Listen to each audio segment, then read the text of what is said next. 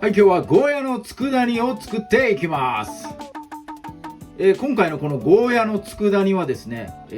ゴーヤの農家さんから聞いたレシピになります。ゴーヤの食べ方、いろんな食べ方をし尽くした農家さんが最後にたどり着いた佃煮というレシピ。この佃煮というレシピがですね、ゴーヤを食べるのに一番美味しいとおっしゃっていました。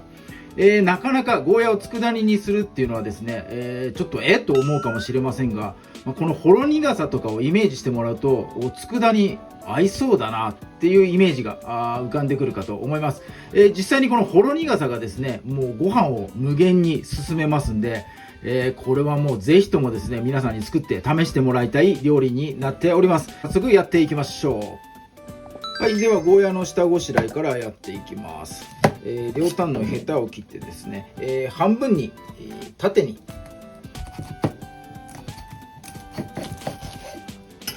してやって、中の種をですねスプーンで、こそぎ取っていきます。この実の断面を見ると色の境目ありますんで、ここの境目をめどにですね、スプーン入れてもらって、中の種の方を取っていきます。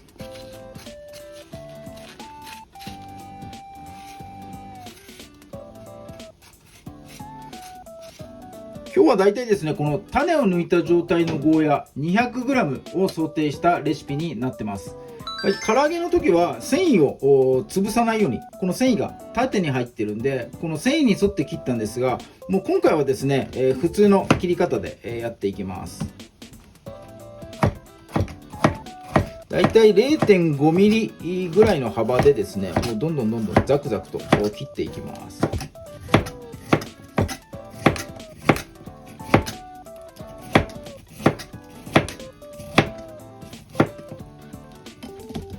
はい、こんな感じですね。はい、それではゴーヤを茹でていきます。水 500ml、これ沸騰した状態になったらですね、先ほど切ったゴーヤを入れていきます。ゴーヤはですね、塩もみしたりとか水にさらしたりしないで、もうそのまま茹でていきます。今回は、フライパンを使って、調理していきます。佃煮、煮るという字が入ってますんで、煮物になるんですが、最終的に水分蒸発させて、煮切っていくんで、水分が蒸発する面が広いこのフライパンで、やる方がですね、上手に作れるかなと思いますんで、フライパンで、やっていきます。はい、ゴーヤを入れた後、お水の温度下がるんで、沸騰したこの泡吹がですね一旦消えるんですが、再度ですねこの泡吹出てきて沸騰状態になったら、これ1回ですね水茹でこぼします。はい、新しいお水 200ml 入れてですね、もう一度沸騰させます。沸騰させた後、先ほど茹でこぼしたですねこのゴーヤをまた戻していきます。1回お水茹でこぼすことによってですね、ゴーヤの苦味成分、えぐみですね、えぐみ成分とかこの青臭みっていうのを1回抜きます。じゃないとちょっとですね苦味が誇張されて、美味しい部分がちょっとですねぼやけていっちゃうんで、一回煮切った方が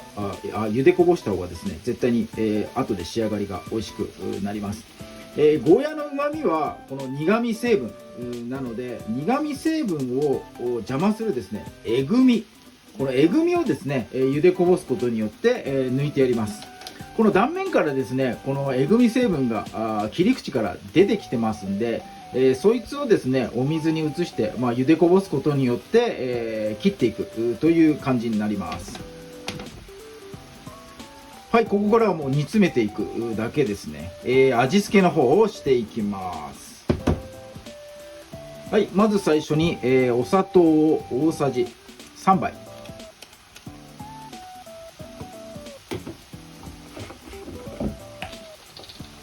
はい、それからうまみ成分入れておきます。白だしですね。こいつは大さじ1杯入れていきます。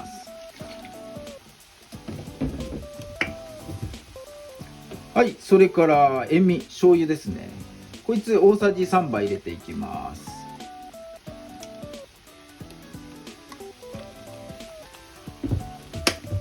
もうちょっと煮詰まったらですね、最後に仕上げでお酢を入れてやります。酸味を入れることによってうまみが引き立ちますんで、ちょっとですね煮詰める作業をやっていきます。はい、大体10分ほどでですね、お水の方煮詰まって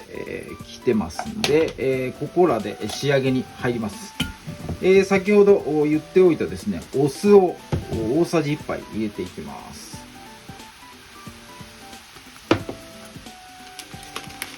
はい、それからごまですね、いりごま、